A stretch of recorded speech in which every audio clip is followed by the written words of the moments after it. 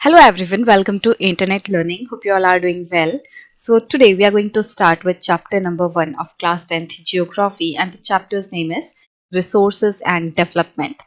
So first of all, if you want to see all the chapters, then you can click on the I button. There you will find the playlist. And if you're new to the channel, then please subscribe it and don't forget to press the bell icon so that you never miss an update. So let's start with our today's chapter, that is Resources and Development.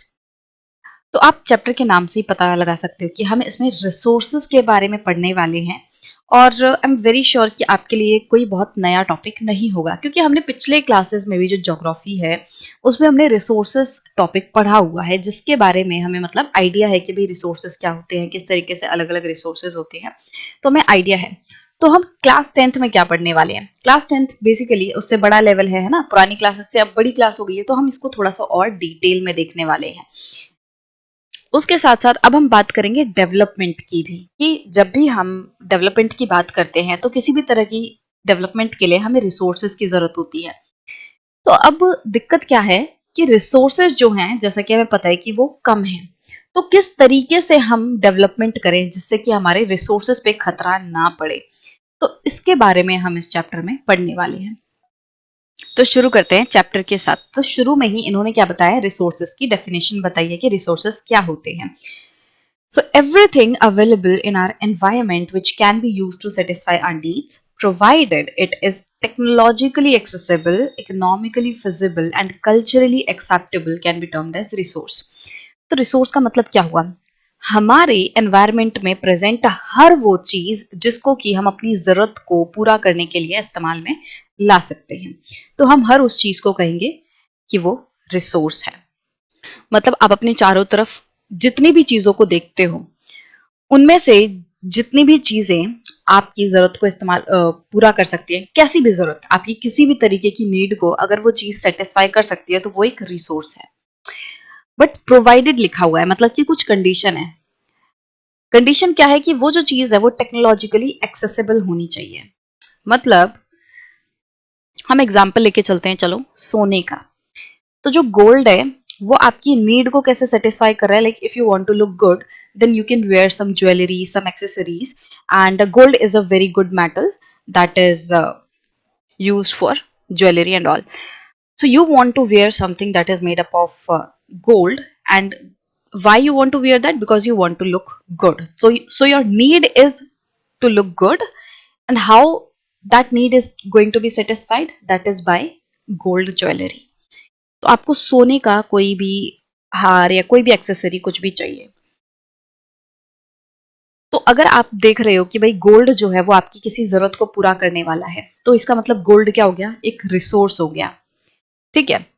But अगर हमें पता चले कि gold किसी ऐसी जगह पे मिलता है जहां से उसको निकालना बहुत मुश्किल है, मतलब हमारे पास ऐसी कोई टेक्नोलॉजी ही नहीं है जो कि हम गोल्ड को निकाल सके। मतलब वो मान लो एंटार्क्टिका के कोई बहुत 1000 किलोमीटर अंदर मान लो वो गोल्ड पाया जाता है, ठीक है, ऐसे एग्जाम्पल के तौर पे बोल रही हूँ। अब आज तक कोई ऐसी टेक्नोलॉजी ही डेवलप नहीं हुई, मान लो, जो कि इस गोल्ड को एक्सेस कर सके, इस गोल्ड को निकाल सके। हमें नॉलेज तो है, हमें पता तो चल गया कि भाई यहाँ नीचे गोल्ड है, और वो गोल्ड ऐसा है जो कि जिससे हम बहुत सुंदर सुंदर जो ज्वेलरी है वो बना सकते हैं। बट दिक्कत क्या आ रही है कि इस गोल्ड को निकालने का अपने पास कोई तरीका ही नहीं है, अपने पास कोई टेक्नोलॉजी ही नहीं है। तो फिर इसका क्या फायदा? तो क्या हम इसे रिसोर्स बोलेंगे? नहीं बोलेंगे। तो पहली कंडीशन क्या हो गई? टेक्नोलॉजिकली एक्सेसिबल होना चाहिए, कि मतलब आपके पास वो टेक्नोलॉजी होनी चाहिए जिससे कि आप उसको एक्सेस कर सको, उसको निकाल सको। दूसरा, इकोनॉमिकली फिजिबल होना चाहिए। अब मान लो भाई आप जैसे तैसे करके आपने टेक्नोलॉजी इजाद कर ली कि भाई जो ये गोल्ड नीचे है इसको आप निकाल सकते हो टेक्नोलॉजी की मदद से। ठीक है, आपके पास टेक्नोलॉजी तो है निकालने की। पर दूसरी बात ये आई कि इसको निकालने में जितना भी खर्चा आएगा, वो खर्चा एक्चुअली बहुत ज्यादा है। मान लो यहाँ नीचे सोना है, सिर्फ मान लो सिर्फ 10 ग्राम सोना है। ठीक है, कितना है? सिर्फ 10 ग्राम सोना नीचे है, और इसको निकालने में जितना भी खर्चा आने वाला है वो मान लो 1 करोड़ आने वाला है। तो 10 ग्राम सोने को निकालने के लिए अगर हम 1 करोड़ का खर्चा करेंगे, तो क्या वो सेंस बनाएगा? नहीं बनाएगा। तो ऐसी चीज होनी चाहिए जो कि इकोनॉमिकली फिजिबल हो, मतलब कि उसका कोई फायदा भी हो, इकोनॉमिकली भी कोई फायदा हो कि भाई अगर हमने 1 करोड़ रुपए लगाए हैं तो कम से कम वो चीज 1.5 करोड़ 2 करोड़ की तो होनी चाहिए, ताकि उसको बेच के हम फायदा उठा सके, है ना भाई। हमने इतनी मेहनत की है, इतना पैसा लगाया है, करोड़ रुपया लगाया है उसको निकालने में, तो जब हम उसको निकाल लेंगे, उसको बेचेंगे, तो एटलीस्ट हमें कोई मुनाफा होना चाहिए, है ना। तो इकोनॉमिकली वो फीजिबल होनी चाहिए चीज। या फिर अगर उसको मैं दूसरे तरीके से लिखूं या बताऊं तो देखो, इकोनॉमिकली फिजिबल को आप ऐसे भी समझ सकते हो कि मान लो आपको पता है कि सोना यहाँ पे है और ऐसे टेक्नोलॉजी से वो निकल जाएगा, ठीक है। पर जितना पैसा एक्चुअली इस पूरे प्रोसेस में चाहिए, जितना पैसा पूरे प्रोसेस में चाहिए सोना निकालने के लिए, वो उतना पैसा आपके पास है ही नहीं। तो वो भी क्या होगा, वो भी फिर आपके फायदे वाली बात नहीं होगी, क्योंकि आपके पास इतना पैसा ही नहीं है कि आप उसको निकाल सको। तो इकोनॉमिकली फीजिबल उस तरीके से भी आप समझ सकते हो कि इकोनॉमिकली फीजिबल होना चाहिए। एंड कल्चरली एक्सेप्टेबल, तीसरी चीज क्या है कि वो कल्चरली एक्सेप्टेबल होना चाहिए। मतलब कि मान लो आपने सोना तो निकाल लिया, बट सोसाइटी में कल्चर कुछ इस तरीके का है कि सोने को बैड लक की तरह माना जाता है, और ये माना जाता है कि भाई अगर जमीन से सोना निकल गया तो फिर तो वो धरती पर तबाही ला देगा और सब कुछ बर्बाद हो जाएगा, ऐसा लोग सोचते हैं। कल्चर में ऐसा है कि भाई सोने को जमीन से बाहर नहीं निकालना। तो अगर इस केस में आपने जैसे तैसे करके भाई आपने टेक्नोलॉजी ढूंढी, आपने सोना निकाला, और उसको निकालने के लिए जितने भी पैसे चाहिए थे वो थे आपके पास, और निकालने के बाद आपको वैसे है कि इसकी इकोनॉमिक वैल्यू इतनी है कि आपकी जो कॉस्ट है वो कवर हो जाएगी। मान लो आपने 1 करोड़ रुपए सोने को निकालने में लगाया है, तो आपको पता है कि नीचे कम से कम 2 करोड़ का सोना है जिसको कि मैं निकाल के मुनाफा कमा सकता हूँ। बट आपने निकाल लिया, आपने सोना निकाल लिया, सब कुछ कर लिया, बट जैसे ही आपने उसको धरती पे रखा, लोग आ गए चिल्लाने के लिए, अरे ये क्या कर दिया, ये तुमने अनर्थ कर दिया, ये क्या कर दिया, ऐसे सोना नहीं निकालना था। उन्होंने आपको गालियां देना शुरू कर दिया, मारने लग गए, पीटने लग गए, क्या कि ये तो करना ही नहीं था, तुमने सोना निकाला कैसे। तो मतलब कि आप सोसाइटी में जिस चीज को अपनी तरफ से रिसोर्स कंसीडर कर रही हो, वो सोसाइटी भी उस चीज को कंसीडर करे, सोसाइटी या कल्चरली भी वो चीज एक्सेप्टेबल होनी चाहिए। हमारे जो आसपास लोग हैं वो लोग भी उसको एक्सेप्ट करें। ऐसा ना हो कि जो हमारी सोसाइटी है वो उसके एकदम ही खिलाफ हो और लोग उस चीज को एक्सेप्ट ना करें, या कल्चरली वो चीज एक्सेप्टेबल ना हो, तो उस केस में भी हम इस चीज को रिसोर्स नहीं कहेंगे। मतलब अगर आप समराइज करें तो रिसोर्स, किसी भी चीज को रिसोर्स कहने के लिए 4 कंडीशंस हैं, ठीक है। पहला, वो आपकी किसी भी जरूरत को पूरा करनी चाहिए, किसी भी जरूरत को वो सेटिस्फाई करनी चाहिए। दूसरा, ये आपने ये तो आइडेंटिफाई कर लिया कि ये जो चीज है ये मेरी जरूरत को सेटिस्फाई करेगी, बट सेकंड चीज क्या आएगी, वो चीज आप टेक्नोलॉजिकली एक्सेस कर सको। तीसरी चीज क्या आएगी भाई, इकोनॉमिकली फीजिबल होनी चाहिए। और चौथी चीज क्या होगी भाई, कल्चरली एक्सेप्टेबल होनी चाहिए। अगर ये चारों पॉइंट हैं तो आप इस चीज को क्या कहोगे कि ये रिसोर्स है। So you need to tick all these points. अगर ये चारों पॉइंट टिक हो जाते हैं तो फिर हम इसे रिसोर्स कह देंगे। सो आई होप कि आपको अब क्लियर होगा कि भाई रिसोर्स क्या है। Now, the process of transformation of things available in our environment involves an interactive relationship between nature, technology and institution. मतलब कि हमारे आसपास जो भी चीज है उसको हमें जब ट्रांसफॉर्म करना है, मतलब कि उसको अपने यूज लायक जब बनाना है, तो जब हम उसको ट्रांसफॉर्म कर रहे होते हैं तो उस ट्रांसफॉर्मेशन के प्रोसेस में क्या होता है कि काफी सारी चीजों का इंटरेक्शन इन्वॉल्व होता है। मतलब कि उसमें नेचर, टेक्नोलॉजी और इंस्टीट्यूशन एक दूसरे से इंटरेक्ट करते हैं। कहने का मतलब ये है कि मान लो आपको पता है कि जो आयरन है वो आपके बहुत ज्यादा इस्तेमाल में आने वाला है, बट आयरन जो है वो ऐसे ही जमीन से नहीं निकलता। एक्चुअली हमें जो जमीन से मिलता है, एक्चुअली जो हमें नेचर से मिलता है वो है आयरन ओर, ठीक है। आयरन ओर होता है, इट्स लाइक अ पत्थर और रॉक, और उस रॉक में से उस ओर में से आपको क्या करना है, एक्चुअली जो आयरन है वो एक्सट्रैक्ट करना है। तो ये जो एक्सट्रैक्शन का प्रोसेस होगा, मतलब अब आपको आयरन ओर को पूरा ट्रांसफॉर्म करके आयरन बनाना है। तो ये जो पूरा ट्रांसफॉर्मेशन का प्रोसेस होगा, इसमें किस किस चीज की इन्वॉल्वमेंट होगी, नेचर की। नेचर कैसे इन्वॉल्व है कि भाई आपने जो आयरन ओर ली वो आखिरकार तो नेचर से ही आई, तो नेचर का इन्वॉल्वमेंट है। टेक्नोलॉजी का इन्वॉल्वमेंट है, मतलब कि आयरन ओर में से आयरन जब निकाला जाएगा तो हम टेक्नोलॉजी का इस्तेमाल करेंगे, मतलब पूरी मशीनरीज होंगी, है ना, अलग अलग तरीके से टेक्नोलॉजी का हम इस्तेमाल करेंगे, तब जाके हम आयरन ओर से आयरन निकाल पाएंगे। एंड इंस्टीट्यूशंस, इंस्टीट्यूशंस जो हैं उनका भी रोल होता है। इंस्टीट्यूशन से आप वो सारी चीजें समझ सकते हो, जैसे कि कोई कंपनी बनाना हो गया, कि भाई एक कंपनी सेटअप की जाएगी, एक पूरा इंस्टीट्यूशन सेटअप किया जाएगा जो कि आयरन ओर की माइनिंग करेगा। और जब आयरन ओर की माइनिंग होगी तो वहां पे बहुत सारी चीजों का एक तरीके से रोल होने वाला है, जैसे कि वहां पे गवर्नमेंट एज अ इंस्टीट्यूशन काम करेगी। गवर्नमेंट देखेगी कि जो आयरन ओर की जो माइनिंग है वो सही तरीके से हो रही है या नहीं हो रही, है ना। वहां पे बैंकिंग सिस्टम्स का काम आएगा कि जो आयरन ओर को माइन कर रही है जो कंपनी, उसको फंड्स चाहिए, तो वहां से इंस्टीट्यूशंस जो है किस तरीके से हेल्प करेंगे, जो बैंकिंग इंस्टीट्यूशंस हैं वो पैसा देंगे। तो ये मैंने कुछ एग्जांपल्स बताए आपके इंस्टीट्यूशंस के, कि किस तरीके से इंस्टीट्यूशंस जो हैं, जो हमने बनाए हैं, जो ह्यूमंस ने इंस्टीट्यूशंस बनाए हैं, वो किस तरीके से रोल प्ले करते हैं। तो अगर हम वही आयरन ओर वाला एग्जाम्पल लें तो क्या हो गया कि भाई हमने आयरन ओर जो कि नेचर का पार्ट है, इसको हमने पहली बात तो टेक्नोलॉजी का इस्तेमाल करके हमने जमीन से इसको निकाला, क्योंकि माइनिंग जब हम करेंगे तो हम टेक्नोलॉजी की मदद से उसे निकालेंगे। तो हमने नेचर के साथ इंटरैक्ट किया टेक्नोलॉजी के थ्रू। जो टेक्नोलॉजी है उसकी मदद से हम नेचर के साथ इंटरैक्ट करते हैं। और जब वो चीज हमने हासिल कर ली, जब हमने आयरन ओर निकाल लिया, तो फिर हम उसको एक तरीके से आयरन बनाने के लिए क्या करेंगे, अगेन टेक्नोलॉजिकल प्रोसेस से होके गुजरेंगे। और यहाँ पे क्या हो रहा है, इंस्टीट्यूशंस का रोल आ रहा है, कि जो कंपनीज हैं, जो अलग अलग इंस्टीट्यूशंस हैं, गवर्नमेंट हो गए, जो स्कूल्स हो गए, कॉलेजेस हो गए, वो सारी चीजें भी यहाँ पे रोल प्ले करेंगी। कैसे, जैसे गवर्नमेंट का रोल तो चलो मैंने आपको एग्जांपल के तौर पे बता दिया कि गवर्नमेंट ये देखेगी कि भाई सारा कुछ सही से हो रहा है कि नहीं हो रहा, कि भाई सब कुछ लीगल है कि नहीं। स्कूल एंड कॉलेजेस क्या करेंगे, वो रिसर्च करेंगे, वो इस चीज पे आके और ज्यादा रिसर्च करेंगे कि भाई क्या बेस्ट तरीका हो सकता है इसको और बेहतर तरीके से आयरन ओर से आयरन निकालने का, क्या हम और नई चीज कर सकते हैं। तो जो पढ़ाई लिखाई है, जो रिसर्च है, वो सारी चीजें इंस्टीट्यूशंस करेंगे, स्कूल्स एंड कॉलेजेस करेंगे, रिसर्च इंस्टीट्यूशंस करेंगे। तो इस तरीके से इंस्टीट्यूशंस का रोल आएगा। तो ये मैंने आयरन ओर की मदद से आपको वैसे हर रिसोर्स का एक तरीके से एग्जाम्पल देने की कोशिश की, कि भाई नेचर में अगर कोई भी रिसोर्स है तो उसमें इंटरैक्टिव रिलेशनशिप होता है, किस किस के बीच में, नेचर के बीच में, टेक्नोलॉजी के बीच में और इंस्टीट्यूशंस के बीच में। तो अगर ये जो 4 लाइनें अभी हमने पढ़ी है, इसको अगर हम समराइज करेंगे तो हम क्या कहेंगे कि हमारे नेचर में जो भी चीज प्रेजेंट है, अगर हम उसको ट्रांसफॉर्म करने के लिए अपने यूज के हिसाब से उसको अगर बदलना चाहते हैं, अपने यूज लायक उसे बनाना चाहते हैं, तो इस पूरे प्रोसेस में 3 चीजों का इंटरेक्शन होने वाला है। किस किस का, नेचर का, टेक्नोलॉजी का और इंस्टीट्यूशन का।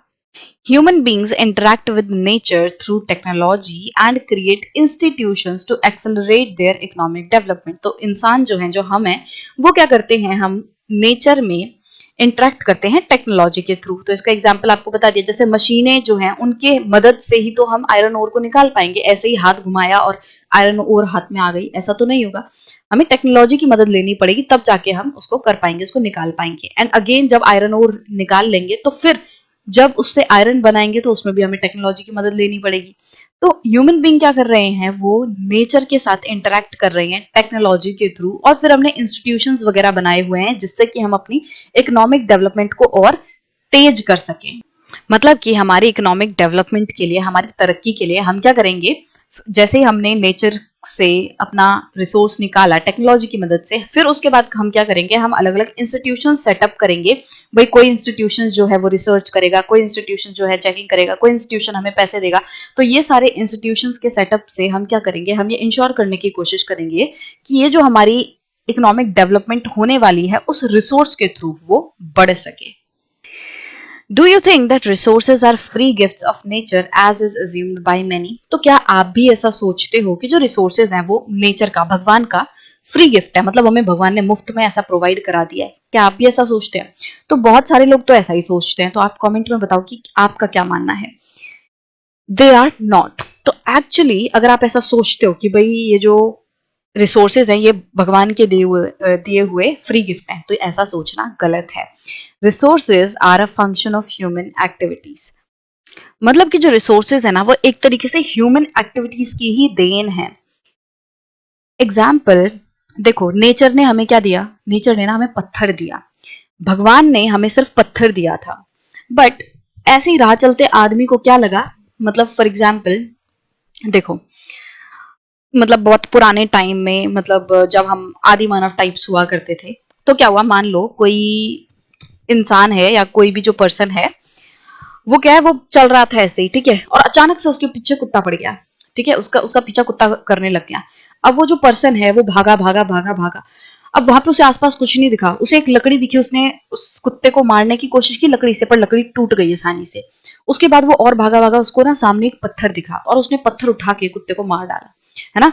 तो मतलब जब वो पत्थर उठा के कुत्ते को मारा तो कुत्ता भाग गया। तो उस इंसान को क्या समझ आया, उस पर्सन को क्या समझ आया कि भाई पत्थर तो बहुत सही चीज है, इसका इस्तेमाल करके मैं अपने दुश्मनों को भगा सकता हूँ, ठीक है। तो वहां पे उस टाइम पे क्या हुआ कि जो पत्थर था वो तब तक यूजलेस चीज थी, जब तक कि उस पर्सन को ये नहीं पता चला कि भाई इस यूजलेस, इस पड़ी हुई चीज को मैं उठा के अपने दुश्मन को मार सकता हूँ, कुत्ते को मार सकता हूँ और अपनी जान बचा सकता हूँ। तो मतलब कि भगवान ने हमें इसी तरीके से बस चीजें दी हुई हैं, नेचर में चीजें प्रेजेंट हैं। बट कोई भी चीज रिसोर्स तब बनती है जब हम उसका यूज करना शुरू करते हैं या उसके यूज को हम समझते हैं।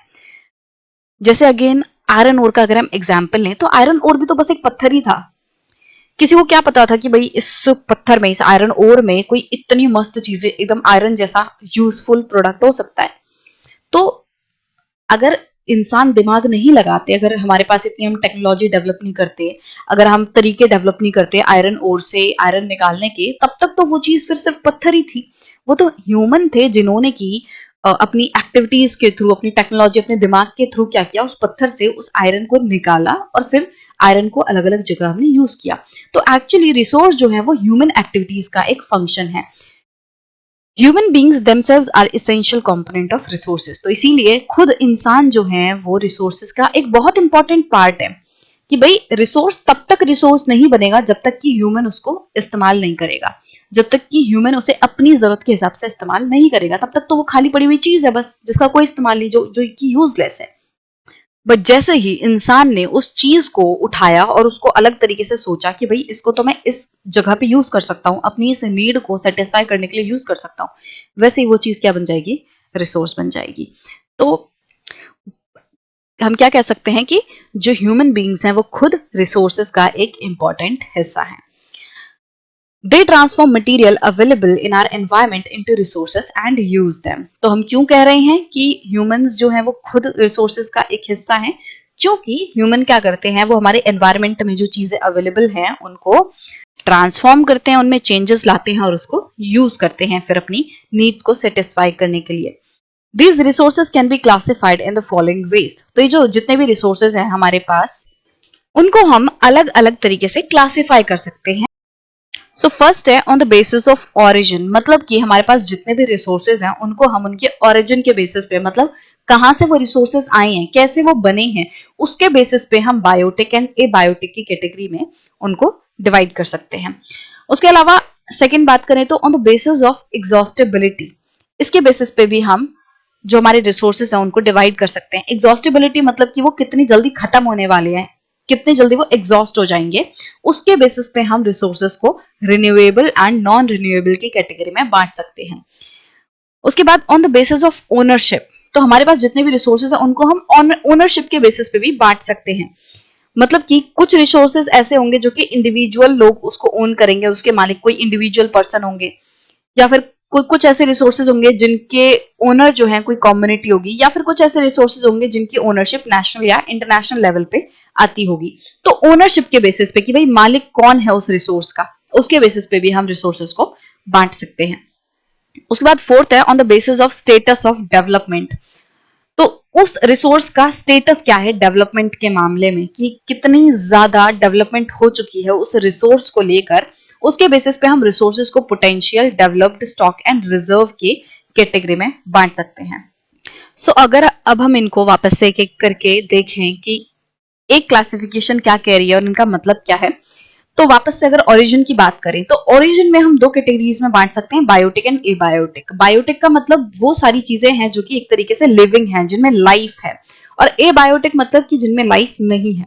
तो बायोटिक का एग्जांपल क्या हो गया, जैसे कि जो हमारे प्लांट्स हैं, एनिमल्स हैं, वो सारे बायोटिक की कैटेगरी में आ जाएंगे क्योंकि उनमें लाइफ है। ए बायोटिक मतलब एक तरीके से जैसे पत्थर वगैरह हो गए, एयर, वाटर, तो ये सारी चीजें वो हैं जो कि ए बायोटिक की कैटेगरी में आएंगी, जिनमें लाइफ नहीं है। एग्जॉस्टिबिलिटी, जैसा कि मैंने अभी आपको बताया है कि एग्जॉस्टिबिलिटी मतलब कि वो कितनी जल्दी खत्म हो जाएंगे, उसके बेसिस पे हमने रिन्यूएबल एंड नॉन रिन्यूएबल पे बांटा है। तो रिन्यूएबल वो रिसोर्सेज होते हैं जो कि खत्म नहीं होते, मतलब अगर वो मान लो एक बार खत्म भी हो गए तो वो वापस से बन जाएंगे, वो अपने आप को रिन्यू कर सकते हैं। वही नॉन रिन्यूएबल कैसे हो गए, जो कि अपने आप को कभी रिन्यू नहीं कर सकते, या फिर उन्हें रिन्यू करने में हजारों लाखों साल लग जाएंगे, जो कि मतलब ह्यूमन लाइफ से कहीं ज्यादा है। हम अपने ह्यूमन लाइफ स्पैन में उसको रिन्यू होते नहीं देख पाएंगे। तो ऐसे रिसोर्सेज किस में आते हैं, नॉन रिन्यूएबल की कैटेगरी में। रिन्यूएबल रिसोर्सेज में मान लो जैसे हवा है, पानी है, और मान लो सनशाइन है, तो ये सारी चीजें हैं, ये रिन्यूएबल है, मतलब कि ये एक्चुअली खत्म नहीं होने वाली, ये कंटिन्यूसली रहेंगी और अपने आप को रिन्यू करती रहती हैं।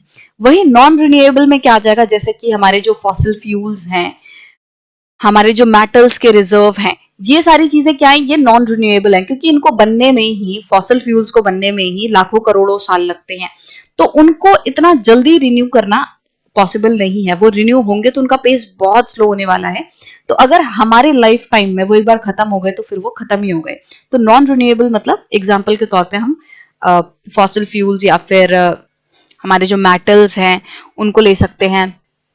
उसके अलावा अगर हम ओनरशिप की बात करेंगे तो ओनरशिप मतलब क्या हो गया, जैसे अभी जस्ट बताया कि भाई कौन उसका मालिक है। अब कुछ रिसोर्सेज ऐसे होते हैं जो कि जिसका मालिक सिर्फ इंडिविजुअल पर्सन होगा। जैसे कि मान लो आपकी कार है, तो उस कार के मालिक आप हो, आपकी फैमिली है, ठीक है। उस कार पे पूरे जनता का या पूरे देशवासियों का हक नहीं है, ठीक है। तो कुछ ऐसे रिसोर्सेज होते हैं जो कि इंडिविजुअल पर्सन के होते हैं। जैसे एक जमीन का टुकड़ा है, आपने वो जमीन का टुकड़ा खरीद के रखा है, तो वो लैंड जो है, लैंड रिसोर्स वो आपका है, वो इंडिविजुअल लैंड रिसोर्स हो गया। वही कम्युनिटी का, आप कम्युनिटी मान लो जैसे कि आप गांव वगैरह वाले इलाकों में जाओगे तो ना, मतलब ऐसे कुछ खेत रहते हैं या फिर कुछ ऐसे ग्रास लैंड रहते हैं जहां पे कि वो अपने जानवरों को ले जाके चरा सकते हैं। तो एक्चुअली वो जो ग्रास लैंड हो गया, वो क्या हो गया, वो कम्युनिटी का रिसोर्स हो गया। वहां पे जो गांव वाले लोग हैं, एक गांव के लोग जो हैं, वो जाके अपने गाय भैंसों को वहां पे चरा सकते हैं। वही कोई और दूसरे गांव से आएगा तो दूसरे गांव वाले लोग फिर उस ग्रास लैंड पे नहीं चरा सकते। तो एक तरीके से कम्युनिटी रिसोर्स क्या हो गया कि जिसपे किसी कम्युनिटी का हक हो, बहुत सारे लोगों का मिलके उस पे हक हो। नेशनल रिसोर्स कैसे हो गए, नेशनल मतलब जैसे हमारा ये पूरा देश है, जिसपे हम सब का हक है, जिसपे कि किसी एक पर्सन का हक नहीं है, बल्कि उसको एज ए नेशन हम ओन करते हैं। जैसे हमारे मॉन्यूमेंट आप समझ लो, जो हमारे मॉन्यूमेंट्स हैं वो किसी एक पर्सन या दो पर्सन के नहीं है, वो एक्चुअली नेशनल रिसोर्स हैं, वो हमारी नेशनल हेरिटेजेस हैं। तो उस हिसाब से आप नेशनल रिसोर्स को समझ सकते हो। इंटरनेशनल, इंटरनेशनल मान लो आप जैसे कुछ ऐसे ओशंस के पार्ट हैं जो कि सबका हिस्सा है, वो इंटरनेशनल प्रॉपर्टी है, जिसपे कि सारे देशों का मिलके हक है। किसी एक देश या दो देशों का मिलके हक नहीं है, बल्कि सारे देशों का उस पर हक है। तो इस तरीके से ओनरशिप के बेसिस पे हम उसको कैटेगराइज कर सकते हैं। सो अगर हम डेवलपमेंट के स्टेटस के बेसिस पे बात करें तो हमारे पास तीन तरीके के रिसोर्सेज हैं, potential, developed and stock and reserves. तो पोटेंशियल रिसोर्सेज वो वाले रिसोर्सेज हैं जिनमें की पोटेंशियल है, जिनमें की ये क्षमता है कि वो हमारे नीड्स को पूरा कर सकते हैं, और उनकी क्वांटिटी और क्वालिटी का भी हमें वैसे अंदाजा नहीं है, बहुत ज्यादा हमें नहीं पता कि कितनी क्वांटिटी में ये अवेलेबल है, कितनी क्वालिटी के ये हैं। बट हाँ, हमें ये पता है कि इनको हम यूज कर सकते हैं, बट क्योंकि अभी हमें इतनी जरूरत नहीं है तो हम इनको यूज नहीं कर रहे हैं, ठीक है। वही डेवलप्ड वाले जो रिसोर्सेज है, वो ऐसे रिसोर्सेज है जिनके क्वांटिटी क्वालिटी के बारे में हमें पूरा पता है, जिनको निकालने के लिए, जिनको यूज करने के लिए जो प्रॉपर टेक्नोलॉजी चाहिए वो भी हमारे पास अवेलेबल है, और इनको हम यूज भी कर रहे हैं। तो वो वाले हो गए डेवलप्ड रिसोर्सेज। स्टॉक रिसोर्सेज वो हो गए जिनका अभी हमें कोई अंदाजा नहीं है, ना उनके बारे में हमें पता कि भाई कितनी क्वालिटी है, क्वांटिटी, और मोर इम्पोर्टेंटली हमें टेक्नोलॉजी का नहीं पता, हमारे पास वो टेक्नोलॉजी नहीं है जो कि इन रिसोर्सेज को यूज करने के लिए, इन रिसोर्सेज को निकालने के लिए जो टेक्नोलॉजी चाहिए, तो वो टेक्नोलॉजी नहीं है। ऐसे रिसोर्सेज को हम क्या कहेंगे, स्टॉक रिसोर्सेज।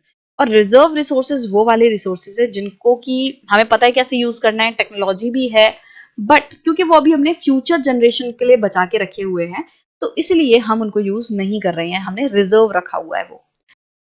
अब यहाँ पे इन्होंने एक ट्राइंगल दिखाया हुआ है जिसकी मदद से इन्होंने ये बताया हुआ है कि किस तरीके से जो फिजिकल एनवायरनमेंट है, मतलब नेचर, टेक्नोलॉजी, इंस्टीट्यूशन एक दूसरे से इंटरेक्ट करते हैं। तो ह्यूमन बीइंग क्या कर रहे हैं, ह्यूमन बीइंग एक तरीके से इनका बेस है जो कि इन तीनों चीजों को मिला रहे हैं। नेचर, टेक्नोलॉजी और इंस्टीट्यूशन का एक तरीके से जो इंटरेक्शन है वो ह्यूमन बीइंग्स के थ्रू हो रहा है, और एक्चुअली हम इन तीनों चीजों का इंटरेक्शन करवा रहे हैं। उसके बाद यहाँ पे रिसोर्सेज की क्लासिफिकेशन दिखाई हुई है कि हम रिसोर्सेज को ब्रॉडली दो कैटेगरीज में बांट सकते हैं, natural resources and human resource. अब नेचुरल रिसोर्सेज को आगे और दो कैटेगरी में बांटा हुआ है, renewable resource and non renewable resource.